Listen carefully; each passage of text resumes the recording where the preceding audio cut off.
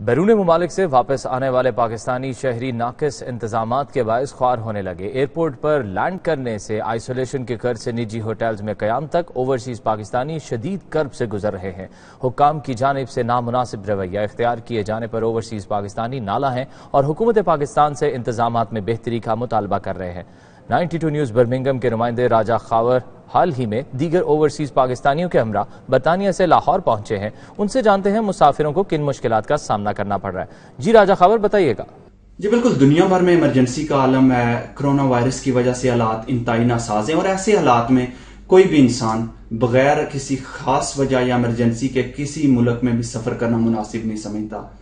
تارکین وطن جو دیار غیر میں آباد ہیں، جب اپنے وطن پاکستان کی طرف مختلف ایمرجنسی وجوہات کے باعث رخ کرتے ہیں تو ان کو سب سے پہلی مشکل جو پیش آتی ہے وہ اپنی انٹرنیشنل ایئر لائن کی طرف سے پیش آتی ہے کہ 3 گنا کرائے ان سے وصول کیے جاتے ہیں۔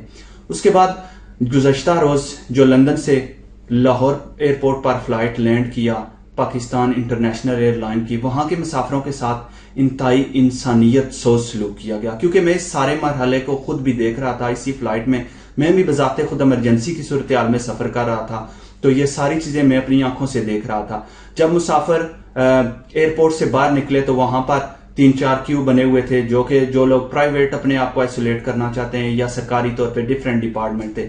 سب سے پہلی بات تو وہاں پر مسافروں کے ساتھ کسی قسم کی جو پبلک سروس ہے ان کو نہیں دی جا رہی تھی۔ ان کے ساتھ ایک عجیب سا رویہ پیش کیا جا رہا تھا۔ کسی انسان سے نہیں پوچھا جا رہا تھا کہ تم کس ایمرجنسی کس کرب سے گزر کے آ رہے ہو، تمہارے ساتھ کچھ فلیکسیبلٹی ہو سکتی ہے یا تمہارے جو یہ پریشانی ہے اس کا کس طرح حل کیا جا سکتا ہے۔ اس کے بعد جب ایئرپورٹ سے باہر آئے تو وہاں پر منی کوچز میں سوشل ڈسٹینس کو بھرپور طریقے سے نظر انداز کیا گیا۔ جیسے نارمل حالات میں انسان کو کوچز میں بٹھایا جاتا ہے، اسی طرح کوچز میں جو مسافر تھے ان کو بٹھایا گیا۔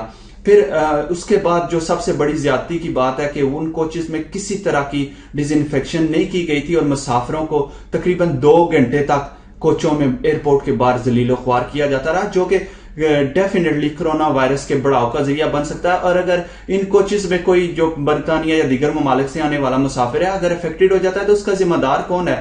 اس مسافر کا تو زندگی اجیرن ہو جائے گی، کیونکہ اس کو تو پھر انہوں نے 15-20 دن چھوڑنا ہی نہیں ہے، تو اس کی ایمرجنسی یا وہ کسی اگر فوتگی یا کیسی ایسے مرحلے میں آیا ہے تو اس کی زندگی تو اجیرن بنا دی انہوں نے۔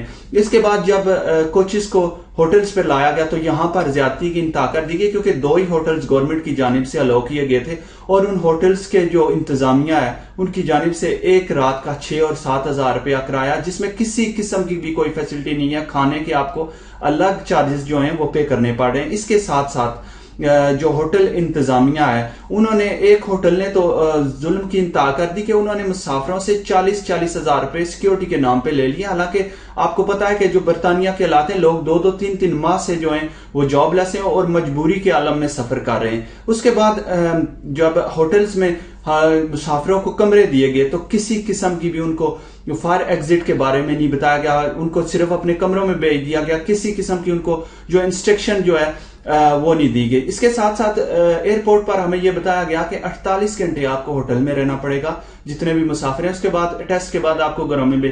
لیکن جب ہم ہوٹلز میں پہنچے جو ہمیں انسٹرکشن دی گئی ہے اس میں انہوں نے لکھا ہے کہ 48 گھنٹے بعد جسٹ آپ کا ٹیسٹ کیا جائے گا، ٹیسٹ کرنے کے بعد ریزلٹ آنے تک آپ کو ہوٹلز میں رہنا پڑے گا۔ تو اس طرح مسافروں کے ساتھ انتہائی پاکستان جو اسپیشلی کیونکہ میں اس ٹائم پنجاب میں ہوں تو پنجاب گورنمنٹ کی جانب سے انتہائی انسانیت سوز سلوک کیا جا رہا ہے۔ کوئی بھی رسپانسبل جو اس پورے حالات واقعات کا آدمی ہے انتظامیہ کی جانب سے وہ نظر نہیں آیا۔